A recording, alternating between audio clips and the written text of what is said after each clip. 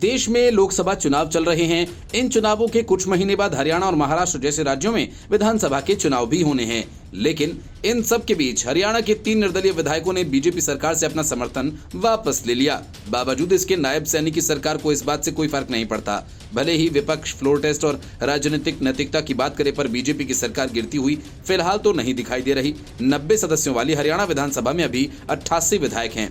बहुमत के लिए जरूरी आंकड़ा 45 का है। बीजेपी के पास 40 विधायक हैं। 6 निर्दलीय विधायकों का समर्थन उन्हें हासिल था। हालांकि 3 विधायकों के सरकार से अलग हो जाने के कारण अब बीजेपी समर्थक विधायकों की संख्या 44 ही रह गई है।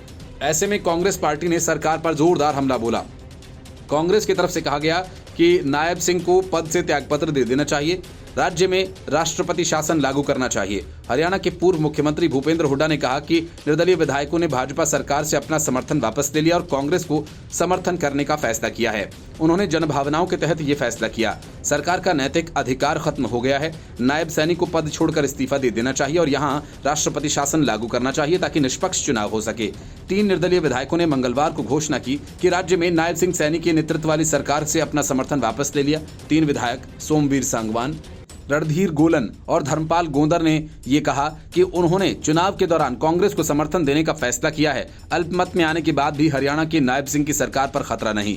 किसी भी सरकार को तब तक कोई अल्पमत नहीं माना जाएगा जब तक कि सदन में अविश्वास प्रस्ताव में उसकी हार न हो जाए। ऐसे में मीडिया में निर्दलीय विधायकों के द्वारा समर्थन वापसी से सरकार अल्पमत में है, ये साबित नहीं होता।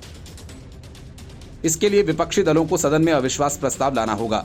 हरियाणा विधानसभा में कांग्रेस पार्टी की तरफ से मार्च के महीने में अविश्वास प्रस्ताव लाया गया था। ऐसे में तकनीकी तौर पर अभी विधानसभा में अविश्वास प्रस्ताव सरकार के खिलाफ नहीं लाया जा सकता है।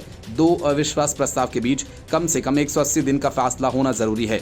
यानी बीजेपी सरकार के खिलाफ हरियाणा में अगला अविश्वास प्रस्ताव कम से कम 6 महीने के भीतर नहीं लाया जा सकता।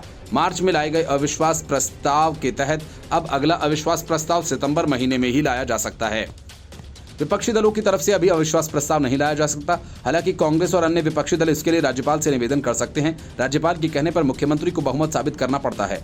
अविश्वास प्रस्ताव का सार भारत के संविधान के अनुच्छेद 75 में निहित है। कोई भी सदस्य मंत्रिपरिषद के विरुद्ध अविश्वास प्रस्ताव पेश कर सकता है। ऐसा करने के लिए उन्हें सदन के अध्यक्ष को लिखित में नोटिस देना होगा। यदि अविश्वास प्रस्ताव पारित हो जाता है तो संपूर्ण मंत्रिपरिषद को इस्तीफा देना पड़ता है। हरियाणा में हाल ही में भारी उथल पुथल देखने को मिली। बीजेपी और जजपा का गठबंधन भी टूट गया। राज्य में जजपा के 10 विधायक हैं। हालांकि 6 निर्दलीय विधायकों के समर्थन की वजह से बीजेपी की सरकार बच गई। अब एक बार फिर निर्दलीय विधायकों के विद्रोह के बाद सरकार के पास बहुमत की कमी दिख रही है। हालांकि संवैधानिक नियमों के अनुसार नायब सिंह की सरकार के खिलाफ अविश्वास प्रस्ताव नहीं लाया जा सकता। Bureau report, news of India.